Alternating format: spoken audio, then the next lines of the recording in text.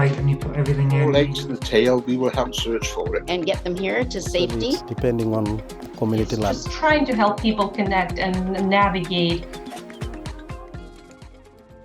I founded Blyth Wildlife Rescue in 2006 and we cover the large majority of the northeast area. I'm John's mum and I'm a volunteer.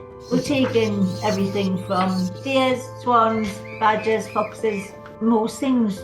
We started from humble beginnings, a garage in our case, that then snowballs. We work with like 34 vets practices across several regions and we continuously push the bar and try and meet the bottomless pit that is wildlife rehabilitation. When you get some animal in and you just think it's not going to make it, and then you actually rear it to the release. It could be really, really on death's door, and then the next minute you're releasing him.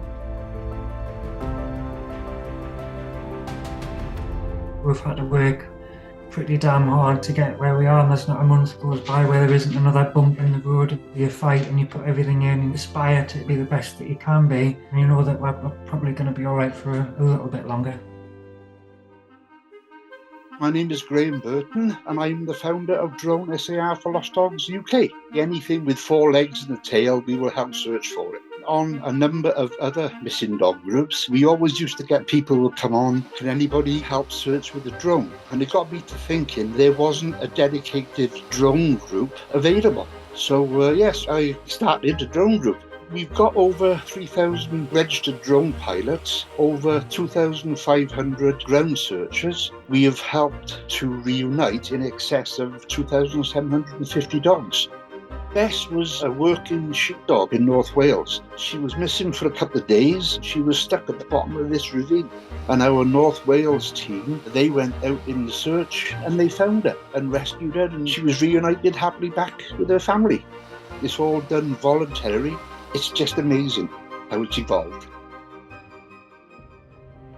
Liberia Chimpanzee Rescue and Protection's mission is to rescue chimpanzees in need and keep wild chimps wild.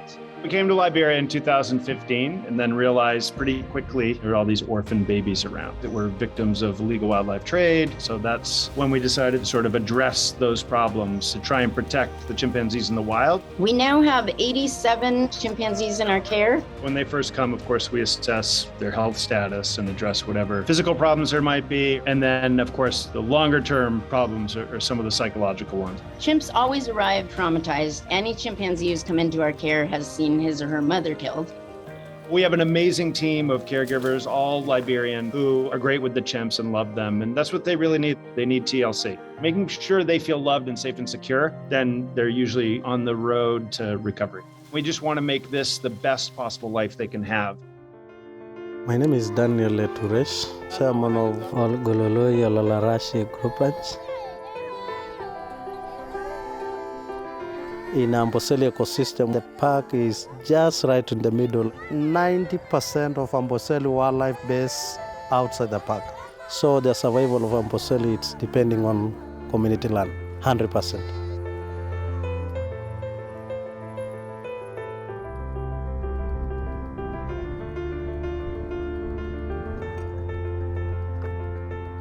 We want to remain with this land as the way it was.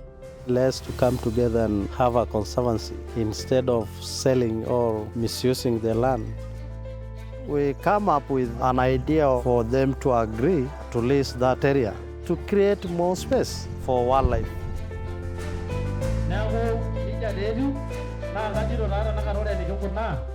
My dream for my people is to see them get more benefit through wildlife.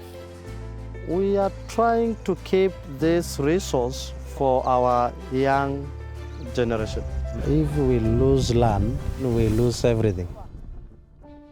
I was born in Ukraine. I've been someone who loved animals all my life. The situation for animals in Ukraine right now is pretty dire. Нам стало сложнее выживать, приобретать те же самые лекарства, оплачивать услуги ветеринарного врача, еда, питание. А идет зима. Я не знаю, что будет дальше. There was this imbalance between helping people and helping animals. So I thought, okay, maybe I can send out an email and fundraise for this shelter that my mom volunteers for. I can fundraise for this one shelter. I can fundraise for more shelters. So I reached out to my parents. They reached out to their friends who are in animal activism. That's the work that I'm doing, trying to help people connect and navigate those connections, which have really been life-saving for the shelters. Что вы нас не оставляете без поддержки. I'm Robbie Durgan. I'm a prison service governor. My dog's called George, and he operates as a therapy dog in prisons.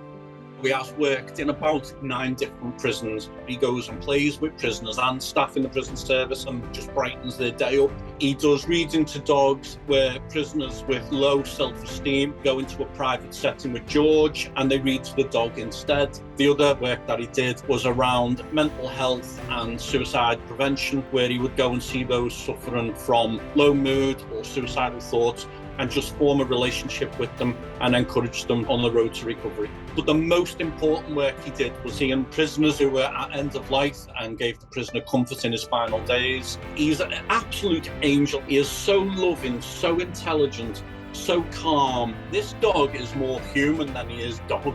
I don't call him a dog, I call him my boy. There'll never be another George.